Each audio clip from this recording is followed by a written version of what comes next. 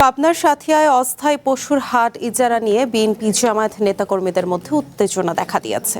পরিস্থিতি নিয়ন্ত্রণে রাখতে ১৪৪ ধারা জারি করেছে প্রশাসন। সাথিয়া পৌরসভাধীন সাথিয়া বাজার সংলগ্ন ইছামতি নদীর তীরে ডাইকের পাশের পরিত্যক্ত জায়গায় অস্থায়ী পশুর হাট বসানোর জন্য পৌরসভার পক্ষ থেকে জেলা প্রশাসকের কাছে আবেদন করা হয়। জেলা প্রশাসকের অনুমতির পর ১৯ মে উপজেলা পরিষদ হলরুমে হাটের ইজারা আয়োজন করে পৌর প্রশাসন।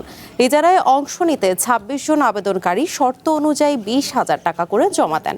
তবে নিলাম চলাকালে বিএনপি ও জামায়াত সমর্থিত অংশগ্রহণকারীদের মধ্যে উত্তেজনা দেখা দিলে পরিস্থিতি নিয়ন্ত্রণে পৌর প্রশাসক ও সহকারী কমিশনার আশিক রায়হান নিলাম কার্যক্রম স্থগিত করেন। সকালে আবারও নিলামের আয়োজন করা হলে আবারও উভয় পক্ষের মধ্যে তর্ক বিতর্ক ও উত্তেজনা ছড়িয়ে পড়ে।